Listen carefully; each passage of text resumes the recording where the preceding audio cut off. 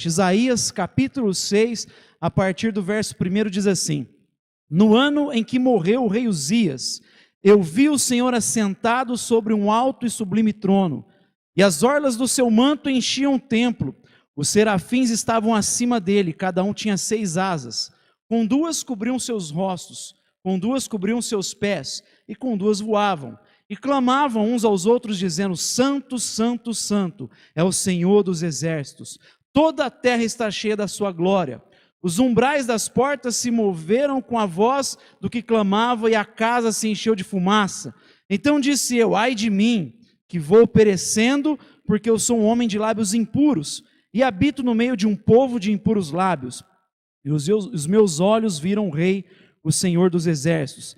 Mas um dos serafins voou para mim, trazendo na mão uma brasa viva que tirara do altar com uma tenaz. Com ela tocou a minha boca e disse: Vê, isto tocou os teus lábios, e a tua iniquidade foi tirada, e purificado o teu pecado. Depois disso ouvi a voz do Senhor que dizia: A quem enviarei? E quem há de ir por nós? Então disse eu: Eis-me aqui, envia-me a mim. Então disse ele: Vai e diz a este povo: Ouvis de fato e não entendeis, e vedes em verdade, mas não percebeis. Engorda o coração deste povo, endurece-lhes os ouvidos e fecha-lhe os olhos. Não venha ele a ver com os teus olhos, e a ouvir com os seus ouvidos, e a entender com o seu coração, e a converter-se e seja curado.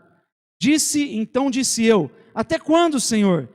E respondeu: Até que assolem as cidades e fiquem sem habitantes, e nas casas não fique morador, e a terra seja desolada de todo, e o Senhor afaste-se dela os homens, e no meio da terra seja grande o desamparo. Mas se ainda a 10ª parte dela ficar, tornará a ser destruída como orvalho e como terebinto, que depois de se desfolharem ainda ficam firmes. Assim a santa semente será o seu toco. Te damos graças, Pai, pela Tua palavra, e pedimos que nessa hora o Teu Espírito venha abrir o nosso coração, o nosso entendimento para acolher essa verdade.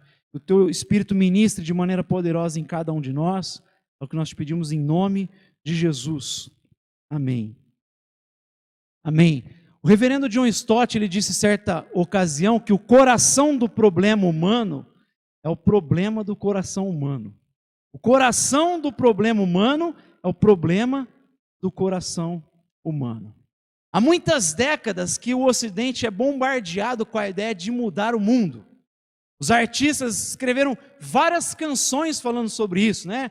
We Are the World, vamos acabar com a fome no mundo. Imagine, do John Lennon, imagina um mundo sem injustiças, etc. Muitos dos jovens nas últimas décadas têm se engajado em causas políticas, em causas sociais, e o discurso sempre é: vamos mudar o mundo, vamos transformar a realidade, vamos mudar o sistema. Não é isso que a gente ouve com frequência nos nossos dias, especialmente da juventude?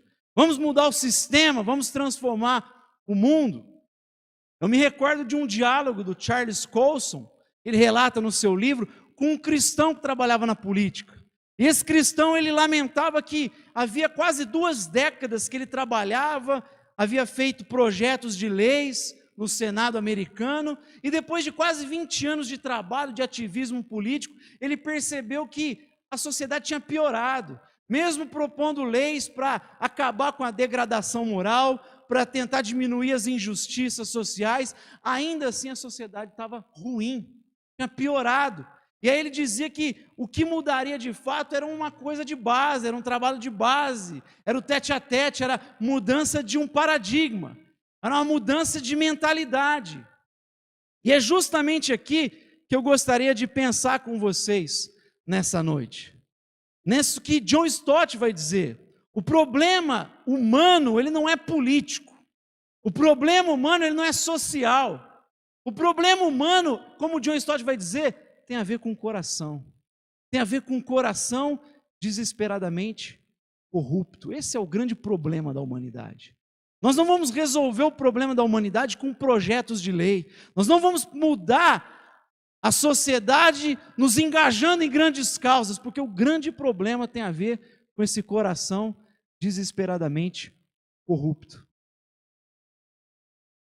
Eu nunca vi isso de maneira mais clara do que com o trabalho que eu já tive com dependentes químicos em situação de rua.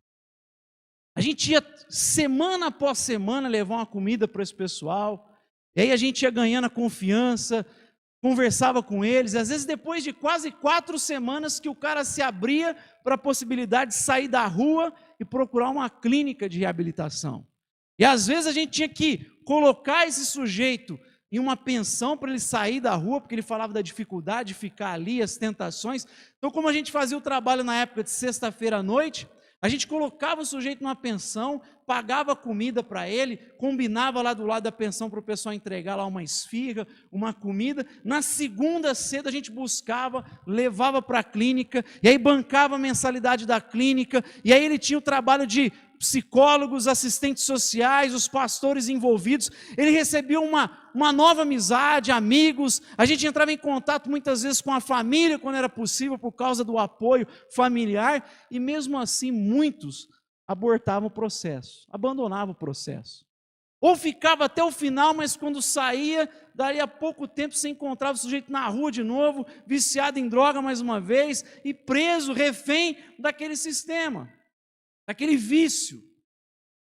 Em contrapartida, tinha um amigo conosco, eu já citei ele aqui, que havia sido dependente químico por 15 anos. 15 anos preso pela cocaína, experimentou crack muitos anos da sua vida, e ele disse que ficou 2 semanas internado.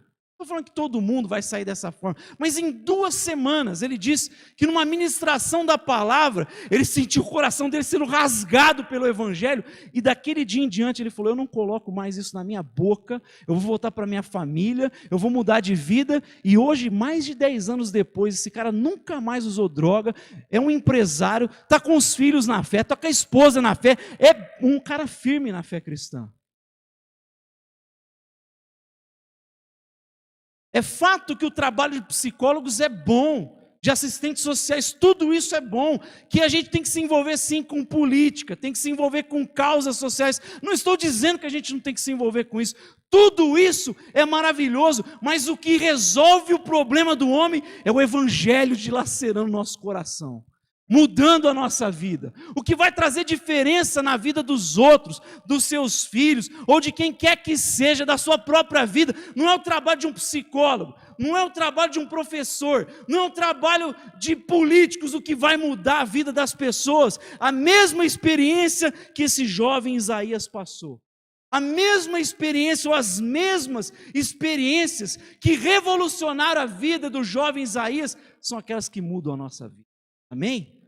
O que transforma, o que chacoalha com a nossa estrutura, são as mesmas experiências que esse jovem de menos de 19 anos, por volta de 19 anos, também passou, atravessou na sua vida. Eu gostaria de pensar rapidamente sobre essas experiências que mudaram, impactaram o coração de Isaías, que revolucionaram, chacoalharam com a sua estrutura. E a primeira experiência que a gente aprende nesse texto, fica com ele aberto aí, é a experiência que muda, é a experiência de termos o nosso ídolo morto, amém? A primeira experiência que muda as pessoas é a experiência de ver o seu ídolo morto. Olha que diz o texto: no ano em que o rei Uzias morreu. Tudo começa no ano em que o rei Uzias vem a óbito. Quem era Uzias? Se você pesquisar, foi um dos maiores reis de Jerusalém. Um cara extraordinário. Ele reinou durante 52 anos. O texto vai dizer sobre ele que ele estendeu o seu domínio além das fronteiras de Judá, de Jerusalém. Ele conseguiu prosperar tanto que ele exercia influência para além das fronteiras da própria terra de Jerusalém. Ainda vai dizer sobre esse homem que ele construiu torres, preparou o aspecto da vigilância, da proteção, da segurança.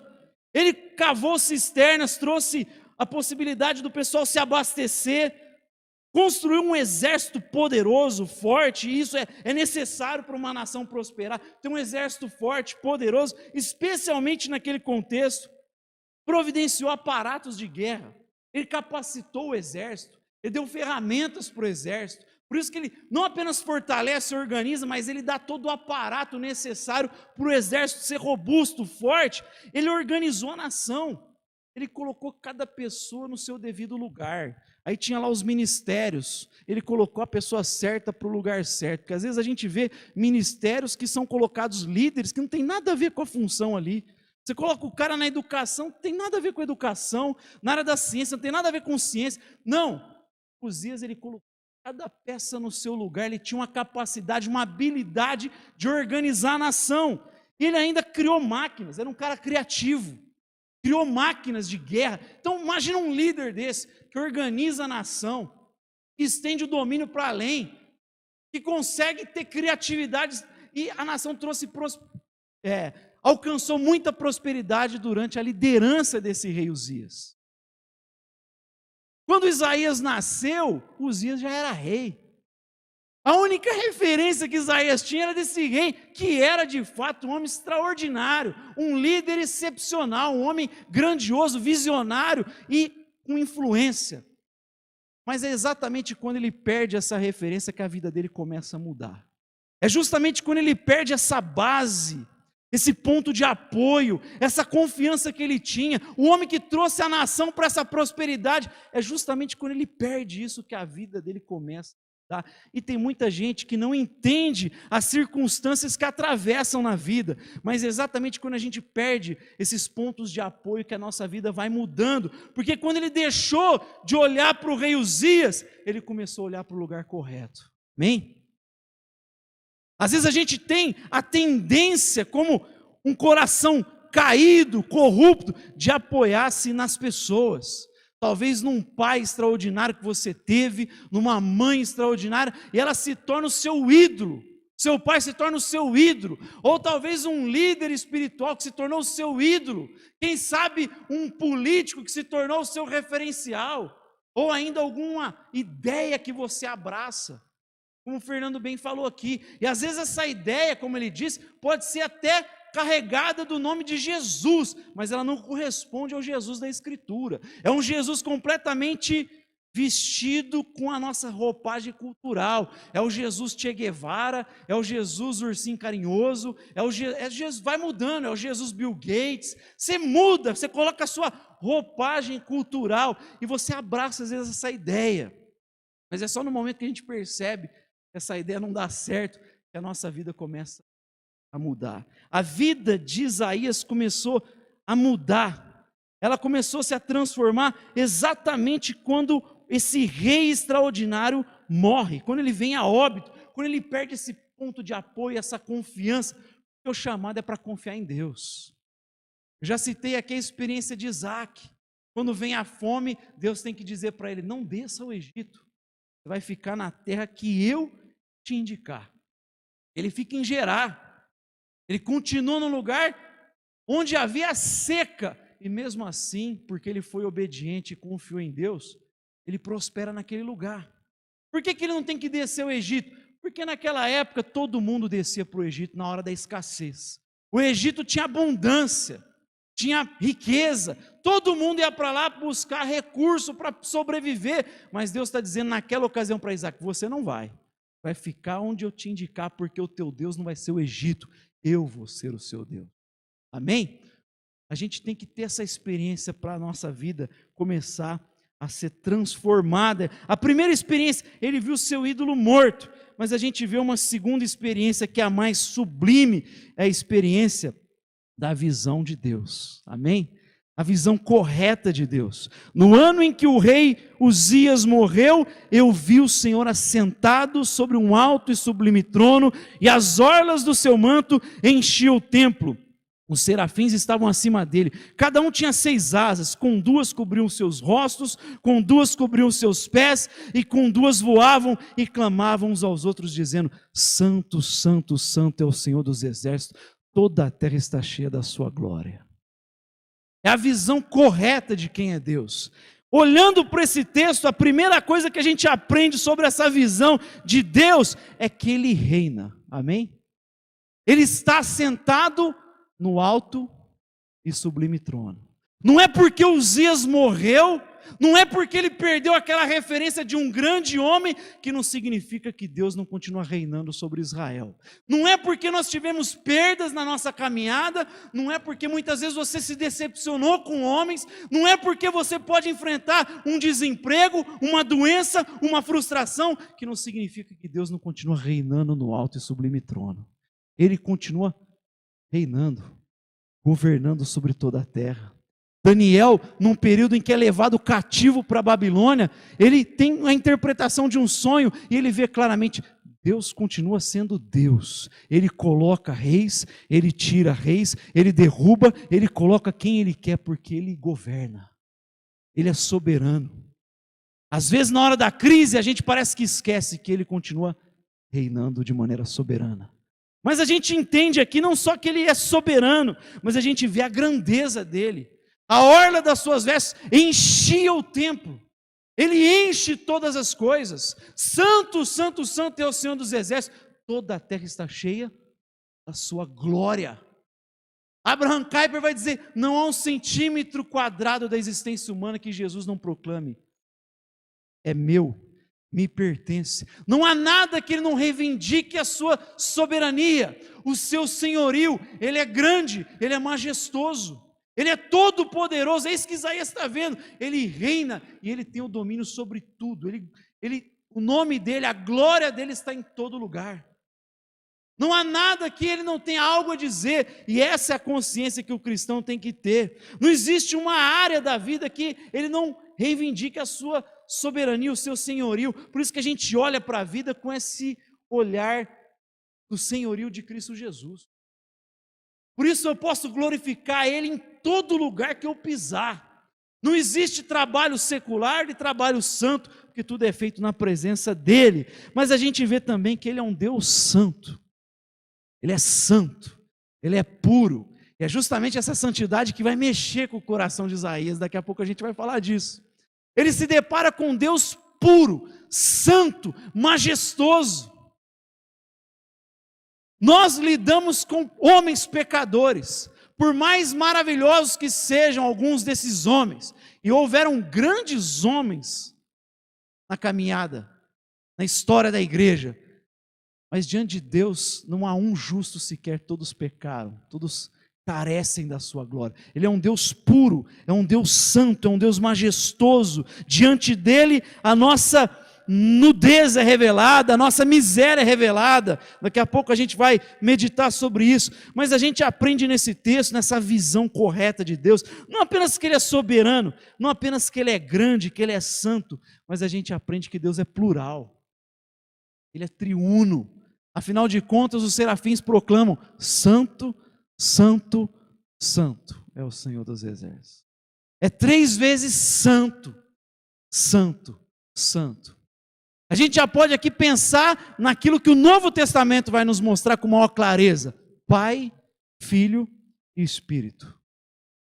Desde Gênesis a gente vê esse aspecto da pluralidade de Deus. Façamos o homem à nossa imagem. No episódio da Torre de Babel, desçamos e vamos confundir a língua dos homens. Está sempre a ideia no plural. Ouve Israel, teu Deus é único, e a expressão ali, errade, tem a ver com a pluralidade de Deus. É o Deus que é uma comunidade, é o Deus que é uma família, é o Deus que é relacional, e é por isso que nós somos relacionais. Você acha que você tem a necessidade de relação por acaso? Não.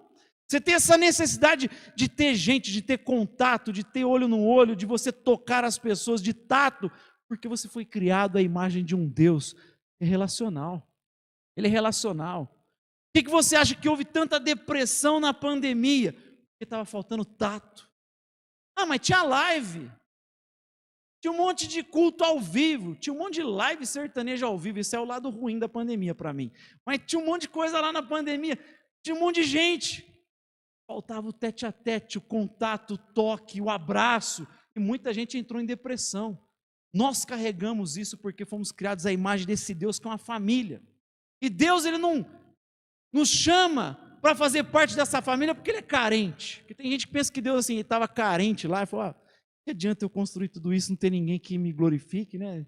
Ele estava carente, aí ele criou o homem para ficar lá, santo, ou majestoso. Não, Deus cria porque é uma extensão do seu amor. Não é uma carência, você tem que pensar que ele está transbordando. Imagina o copo aqui transbordando de água. Deus transborda de amor e nesse transbordar ele cria. Não é uma carência, é uma extensão do seu amor, da sua graça. Ele é plural. Mas a gente aprende sobre Deus, nesse texto também, curioso, a gente aprende que Deus, ele é manifesto no outro. Você parou para perceber o que os serafins proclamam? O verso 3, o que está escrito na sua Bíblia? Clamavam, o que está escrito aí depois? Os serafins clamavam o quê? Uns aos outros. A gente lê rápido esse texto e parece que eles estão proclamando para Deus, santo, santo. Mas Isaías está dizendo que ele viu os serafins proclamando uns aos outros. Eles proclamam um para o outro que Deus é santo, santo, santo. Isso aqui me remete muito ao texto de Paulo aos Efésios, quando ele diz que a multiforme sabedoria de Deus, a múltipla graça de Deus se manifesta aonde? Na igreja. Ele decidiu se manifestar e se tornar conhecido na igreja. Quando nós nos reunimos, nós aprendemos mais sobre Deus. Por isso é inadmissível a gente não congregar, porque é na congregação dos santos que a gente conhece mais de Deus. Paulo está dizendo isso em Efésios. É ali que a gente conhece mais das cores da graça de Deus. Você sozinho na sua casa, você pode orar, Deus vai te ouvir. Mas é a mesma coisa que você está vendo em preto e branco. Você pode assistir o jogo numa tela de plana, com cores, uma coisa sofisticada. É a mesma coisa na igreja, você conhece mais das cores da graça, porque a palavra lá tem a ver com múltiplas cores. É a múltipla graça, e ele decidiu se tornar conhecido na igreja. A gente tem um conhecimento maior de Deus quando a gente se relaciona com o outro. O C.S. Lewis, ele fala algo muito interessante no livro Os Quatro Amores. Ele diz assim, imagina uma relação de 3 pessoas, A, B e C. Ele fala, caso a B venha a morrer, esses amigos não perdem apenas a pessoa B, eles perdem aquilo que a pessoa B produzia na pessoa A, que só a pessoa C sabia. Sabe aquela coisa de amizade, que tem aquelas piadas internas, que quando um fala, o outro já dá risada, aquela coisa ali que vocês ganharam com amizade, com intimidade. Então quando você perde um amigo, você não perdeu só um amigo, você perdeu o que aquele amigo produzia no outro. A reação do outro, você perde isso. Então você não perde só um amigo, você perde o que ele produzia na vida do outro. E a mesma coisa tem a ver com Deus aqui. É isso que os serafins estão nos ensinando. A gente aprende de Deus quando a gente se reúne em comunidade e decide viver como igreja. Amém? Mas a gente não vê apenas essa experiência do ídolo morto, da visão correta de Deus, a gente aprende aqui a ter uma visão correta de si. É depois que ele vê, como eu falei, o Senhor assentado no alto e sublime trono, que ele vai dizer a primeira coisa: ai de mim, os meus olhos viram a glória do Senhor. Ai de mim, porque eu sou um homem de lábios impuros e vivo no meio de um povo de impuros lábios. Eu aprendo aqui que, diferente do que alguns têm dito, nós não somos o ponto fraco de Deus. Nós não somos o centro do coração de Jesus. Quando a gente olha para esse texto, a gente aprende como nós somos miseráveis. Como foi bem cantado aqui. Miserável homem que me tornei. Desesperadamente corrupto é o coração do homem. Eu aprendo que o que levou Jesus para a cruz é o meu pecado, o meu orgulho, o seu pecado e o seu orgulho. Não estou dizendo que Cristo não nos ama. Estou dizendo que a visão bíblica, ela tem que apontar para o fato de que nós somos seres caídos. Nós estamos numa sociedade que há muito tempo, ela é feita para nos agradar. Você olha os algoritmos da internet, ele tenta colocar tudo o que te interessa. Então se você fala com a tua esposa, dependendo do jeito que está o celular, você fala, nossa, olha que carro legal, daqui a pouco começa a aparecer na sua tela um monte de carro que você falou, né? Você fala, vou assistir o jogo do Botafogo, o Léo, coitado. Aí aparece lá as promoções do jogo do Botafogo. É tudo é uma sociedade feita para nos satisfazer. Philip Riffe vai dizer lá no finalzinho, no meio da década de 70, aliás, depois da revolução sexual que houve aí no Ocidente, ele vai dizer assim: o homem religioso, ele fala daquele homem antigo, o homem religioso nasceu para ser salvo, o homem psicológico nasceu para ser agradado. Você tem uma sociedade que é feita para te agradar e para me agradar, para trazer produtos que você quer, para facilitar a nossa vida. Você tem hoje políticas feitas para trazer direitos para grupos sociais, tudo feito em torno do ser humano, do indivíduo. Você tem religião para ser consumida por pessoas. Você tem muitos pastores que deixam de pregar o evangelho, por quê? Para não perder gente. A gente fica assim: como é que faz? O irmão não está vindo mais, como é que eu posso agradar para eu não perder esse? Daqui a pouco você tem um monte de gente correndo atrás para segurar pessoas, e não mais para fazer o que Deus nos pediu para fazer. Por quê? Porque a gente segue o fluxo de uma sociedade que é feita para agradar a gente, para agradar o homem, para fazer bilu-bilu, para fazer carinho, chamego. Não, quando a gente olha para Deus, a primeira coisa que Isaías fala é: ai de mim. Se você voltar no capítulo 5, ele está falando ai para todo mundo. Ai dos que chamam mal de bem, ai dos sábios aos próprios olhos, ai dos beberrões, ai dos que promovem justiça. Mas quando ele vê Deus assentado no alto e sublime trono, ele diz: ai de mim. Aí o pecado dele pesa, porque não tem como você olhar para um Deus santo e o teu pecado não ser ressaltado na mesma hora. Na hora vem à tona o nosso pecado. Você está diante de um Deus puro, santo, e o nosso pecado, ele começa a se manifestar, ele começa a mostrar a nossa necessidade de um Salvador. E é isso que a Bíblia aponta em todo o tempo. A visão bíblica de homem é coração, que tem a ver com você ou caminhar em direção a Deus ou para um ídolo.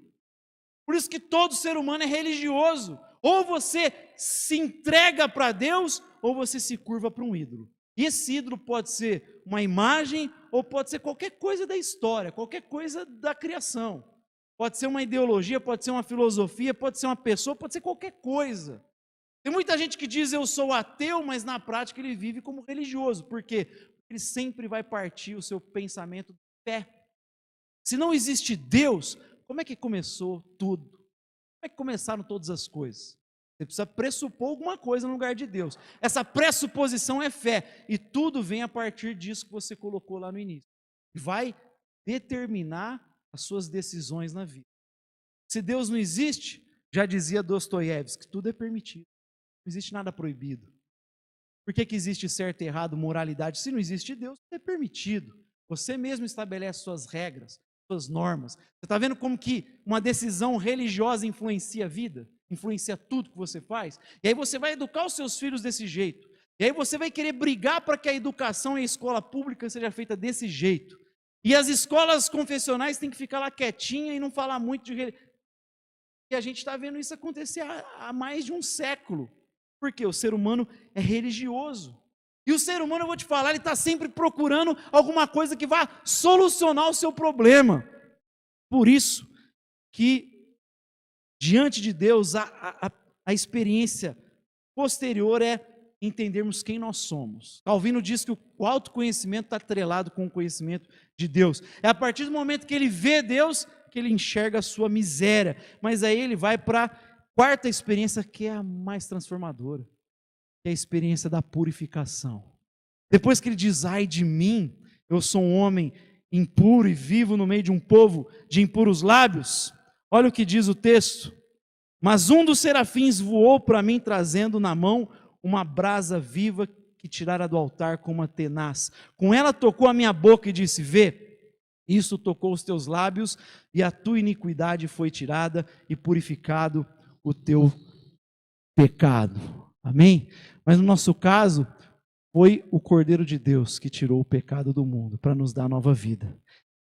O salmista vai dizer no capítulo 32, verso 1, bem-aventurado é aquele que tem as suas transgressões perdoadas e os seus pecados apagados. Não há nada mais procurado pelo ser humano, meus irmãos, do que essa notícia que traz alento ao coração. Todo mundo está buscando uma resposta na vida. Como eu disse, até aquele que não crê em nada, acha que não crê, que não tem religião, ele procura satisfação, alegria, prazer na vida, ele está procurando uma resposta para a vida. E o Evangelho é a única coisa que apresenta essa resposta de maneira gratuita. Por isso é boa notícia.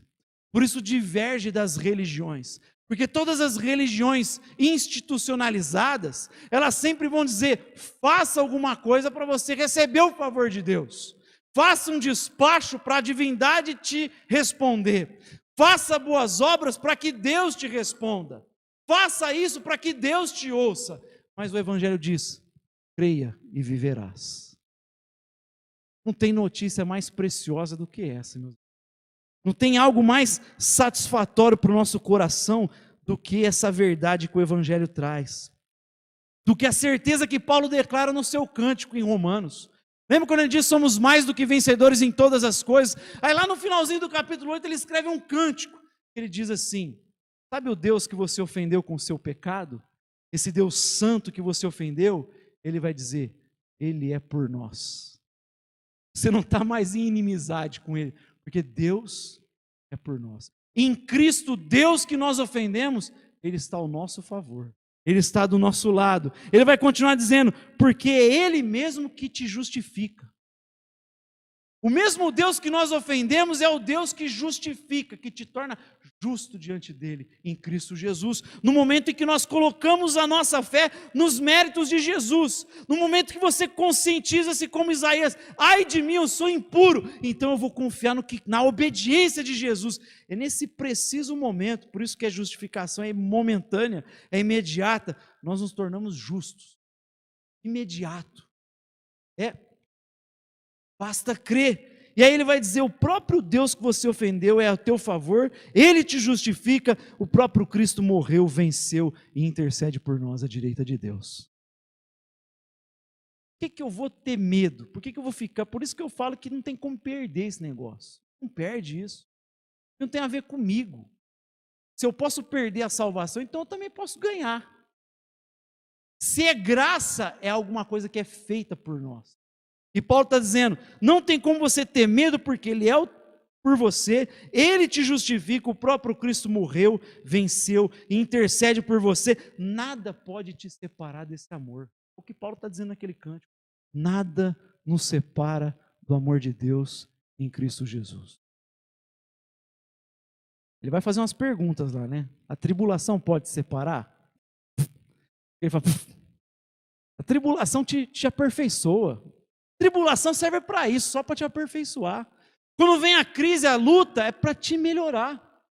Paulo diz lá em Atos, que ele fortalecia os discípulos, dizendo: é necessário, através de muitas tribulações, entrar no reino de Deus. A tribulação faz parte do plano de Deus para que a gente se torne perfeito, sem faltar coisa alguma. Então, alguma coisa pode separar do amor de Deus? A tribulação? Não, ela te melhora. A perseguição? Não, ela evidencia que você é discípulo. Se você é perseguido, é porque você é discípulo. E Jesus disse assim: me chamaram de Beelzebu. Vão falar coisa pior de vocês. Nós seguimos o Cristo que foi para a cruz. Por que você está esperando um caminho melhor? Por que você está esperando palácio, mansão, iate? Que negócio é esse? Você segue o Cristo que foi para a cruz.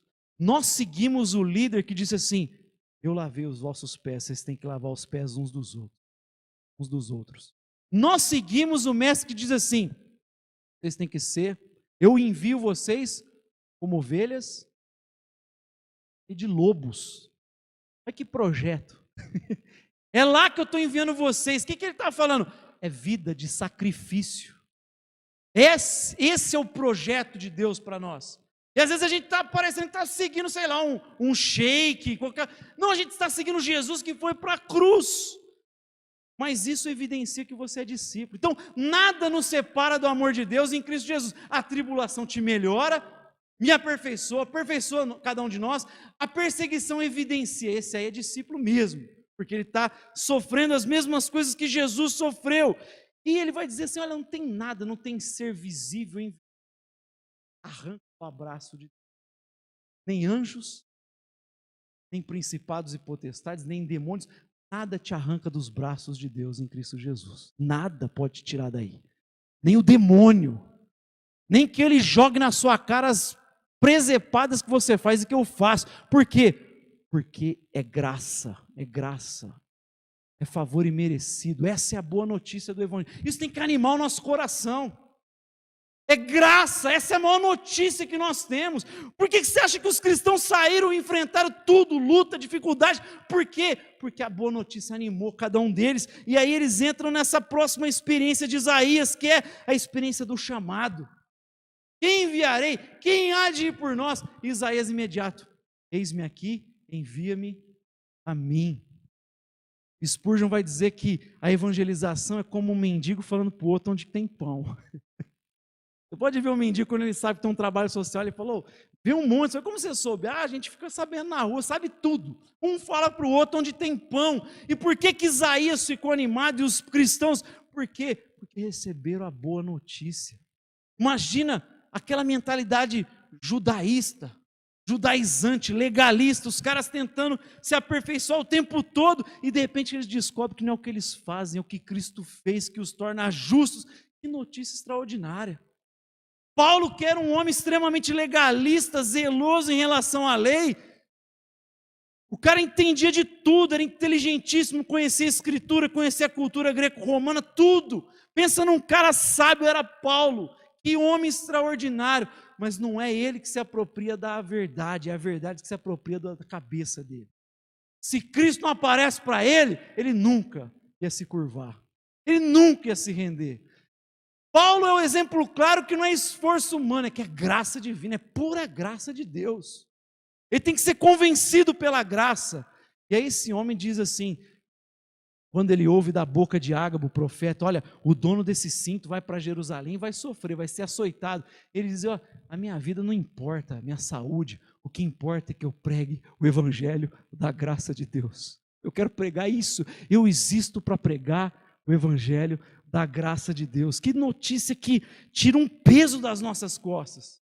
Está cheio de gente aí precisando ouvir a gente. Às vezes a gente está titubeando, pregando um negócio, como eu falei aqui, uma coisa meio coach. A gente está querendo motivar as pessoas, mas a grande notícia que o ser humano precisa é essa: é graça. Tira esse fardo das tuas costas, para com esse negócio. Você não consegue ser aprovado por Deus, você só consegue se você se render a Ele em adoração, se render a Cristo Jesus.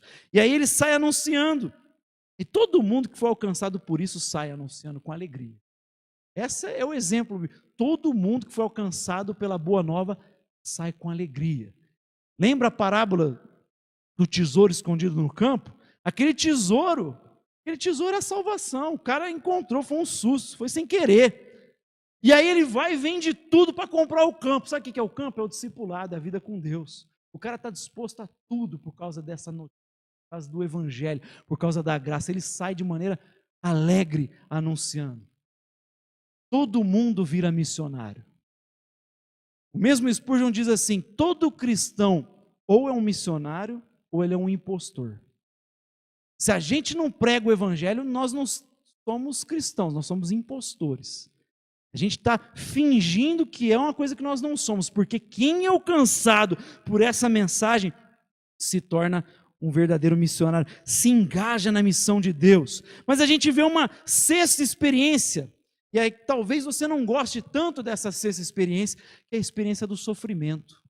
Ele é purificado, e aí ele, eis-me aqui, envia-me a mim, eu vou pregar essa palavra, eu estou me candidatando, pode me enviar. Mas olha a missão que Deus dá para ele, olha aqui comigo aqui, verso 9, então disse a ele, vai e diz a esse povo, ouvis de fato e não entendeis, vedes em verdade, mas não percebeis, e engorda o coração deste povo, endurece-lhe os ouvidos, fecha-lhe os olhos. Mas que mensagem, que negócio é esse? Ele se candidata, mas ele vai pregar, vai falar para um povo que não vai ouvir, ele não vai ter feedback. Meu, que negócio, parece que enxugar gelo isso aqui. Envia-me a mim. Você vai pregar, mas esse pessoal, mesmo que veja, não vai conseguir enxergar. Vai ouvir, mas não vai entender. O coração deles vai continuar endurecido. Que missão que é essa, meu? Que negócio doido é esse? Quando a gente vai lá para a última carta do apóstolo Paulo, ele fala uma coisa muito parecida para Timóteo. Ele diz assim: Timóteo, na presença de Deus e de Cristo Jesus, que há de julgar vivos e mortos, eu te exorto solenemente, prega o evangelho a tempo e fora de tempo, repreende, corrige, encoraja com toda doutrina e longanimidade. Ó, tá tudo certinho. Vai pregar como se você estivesse diante de Deus que vai te julgar. Então você tem a referência certa. Você vai pregar em tempo, fora de tempo, você vai repreender, mostrar o erro, você vai mostrar a solução, você vai encorajar as pessoas para viver nesse caminho. Você vai fazer isso com a doutrina, não é abrindo mão da doutrina, mas com longanimidade, com um ânimo prolongado. Mas ele vai dizer, mas chegará o tempo em que os homens vão sentir coceira nos ouvidos, como se tivesse. Eles vão tapar os ouvidos para a verdade, eles vão juntar mestres para si, para falar o que eles querem ouvir. Mas depois de fazer a coisa certa, pregar certinho, Paulo diz, a realidade do ministério, Timóteo, é rejeição. Às vezes você olha, você dá até um desânimo, mas como assim? Você tenta fazer tudo certinho, pregar certinho, não abrir mão de nada, e ele diz assim, a realidade é rejeição. As pessoas vão fechar os ouvidos para a verdade e vão juntar mestres para falar o que agrada, o que elas querem ouvir, o que não vai tirar-lhes da zona de conforto, o que vai deixar elas numa situação tranquila. Ninguém vai falar de pecado, ninguém vai falar de injustiça. A gente vai ficar falando que você é o queridinho de Deus, que você é o queridinho de Jesus. E todo mundo vai para o céu, todo mundo vai ser perdoado no final das contas, porque Jesus é amor. Sabe aquele papo? Deus é amor, no final ele vai perdoar todo mundo. Aí a gente separa a graça da justiça, o amor da justiça, a misericórdia da justiça, e vira um negócio que nós barateamos, como dizia Dietrich Bonhoeffer, a graça de Deus. Embora é graça, né? Expressão até estranha falar, né? Baratear a graça. Mas ele usava essa expressão para falar daquele discipulado sem cruz, sem renúncia, sem abnegação. Essa palavra de fazer chamego nas pessoas. Nos últimos dias, e Paulo já estava falando, já era aqueles dias lá, já eram os últimos. As pessoas vão procurar mestres para ouvir o que agrada. A realidade é de rejeição. Por isso, meus irmãos, que o parâmetro para nós de sucesso na vida e no ministério não pode ser número, não pode ser influência na sociedade. O parâmetro de sucesso chama-se fidelidade. Ser fiel até a morte, dar-te a coroa da vida. Esse é o parâmetro. Você quer ver uma pessoa bem-sucedida? É uma pessoa que é fiel. Deus não nos chamou para cativar multidões, Ele nos chamou para sermos fiéis. Não importa, vários pregadores vão dizer, prega o evangelho, o resto é com Deus. Seu papel é lançar semente no coração das pessoas. Joga a semente, mas quem convence o homem do pecado, da justiça, do juízo é o Espírito Santo de Deus. Nós estamos nesse processo, evidentemente, mas quem muda o coração é Deus, não somos nós. Não é a tua capacidade de persuasão, nossa, olha só, não é Deus. Se Deus não mudar a chavinha lá dentro, o cara não muda. Por isso que às vezes você vê, você pregou tanto lá para o teu parente, pô, eu falei tanto, aí de repente um amigo falou, ele converteu. Eu falei, caramba, falou a mesma coisa que eu falei, meu. Ou pastores pregam a mesma coisa várias vezes, aí vem um cara de fora, prega a mesma coisa, fala, nossa, que bênção, hein, pastor? Deus. Acontece também quando a gente vai pregar em outro lugar, vai, que bênção. É porque está passando só, né? Sempre cativa quem está passando. Até valeu adendo que o Carlinhos Queiroz ele fala assim, nunca se impressiona com quem passa. Quem passa faz um milagre, dá um salto, faz qualquer coisa. Se preocupa com quem vai estar lá no dia do velório com você.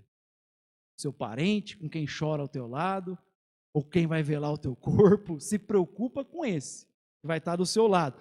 Mas o caso aqui é essa questão de que o parâmetro, a base, como é que eu posso falar que essa pessoa é bem sucedida? Se ela é fiel à mensagem.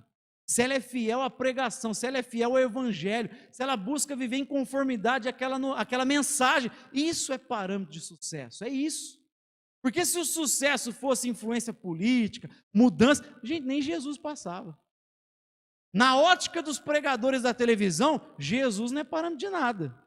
Porque para ser apresentado no templo, José e Maria deram uma oferta de pobre, era lá 2 pombinhos, era oferta de pobre. Não tinha nem dinheiro. E aí ele cresceu, continuou sem dinheiro, porque quem sustentava eram as mulheres lá. Não tinha dinheiro, não tinha onde, o filho do homem não tem onde reclinar a sua cabeça. As aves dos céus, elas têm mais conforto do que eu. Tem suas toras, as aves dos céus têm os seus ninhos, As raposas têm suas tocas, mas o Filho do Homem não tem onde reclinar a cabeça. Que sucesso é esse na ótica desses pregadores da televisão? Nem Jesus passa no crivo desses caras. Sabe por que não passa? Porque o crivo deles não é Bíblia. E o sucesso tem que ser fidelidade a Deus. Amém? Às vezes, aos olhos de Deus, tem muita igreja que é pequenininha e sem influência, mas Ele vai dizer, apesar dos outros disserem que você é pobre, você é rica, como Ele disse para Filadélfia. As pessoas olham e falam, você é pobre, mas eu te digo, você é rica. E eu coloquei uma porta aberta diante de você e ninguém pode fechar essa porta.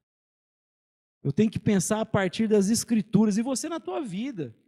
É muito fácil você ser influenciado na família porque alguém prosperou do seu lado e a gente corre atrás dessa loucura da mídia, eu preciso comprar, eu preciso fazer. E às vezes você acha que você está ficando para trás.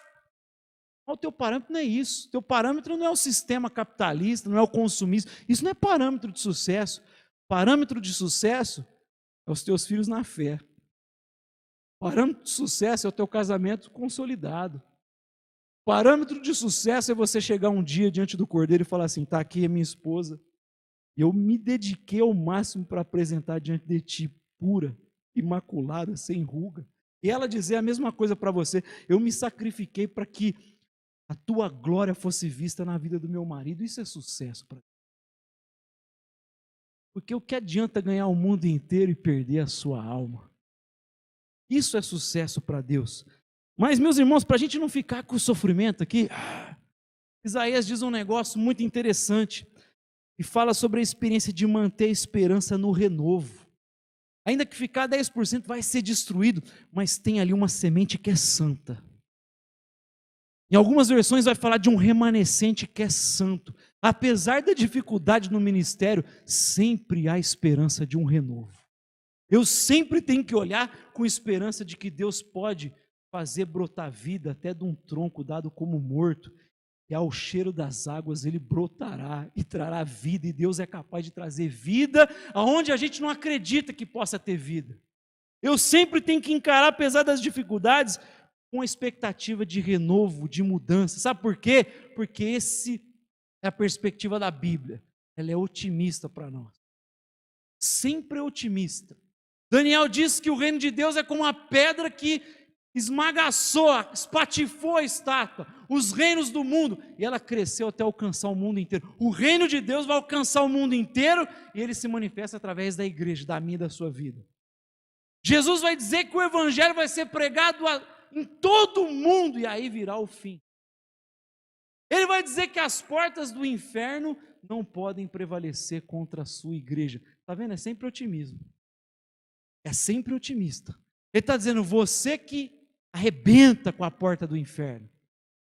É você que estoura a porta do inferno e entra lá e faz a diferença. É sempre otimista. Você vai pregar o evangelho em todo o mundo e aí virá o fim. Às vezes a gente tem uma perspectiva muito pessimista. Talvez por causa de algumas escatologias que fica assim, quanto pior, melhor. A gente fica torcendo para a coisa piorar. Fica torcendo. Temos que ser realistas, é fato que vão ter muitos problemas, mas a Bíblia fala para a gente ser otimista, para a gente ter esperança. Por quê? Porque a igreja vai exaltar o nome de Cristo Jesus nessa terra. E a gente, justamente por causa desse otimismo, que tem que procurar influenciar tudo. Por quê? Se Deus é por nós, quem será contra nós? Porque maior aquele que está em nós do que aquele que está no mundo. Porque agindo Ele, quem pode impedir? Meus irmãos, apesar da dificuldade, tenha otimismo. Amém?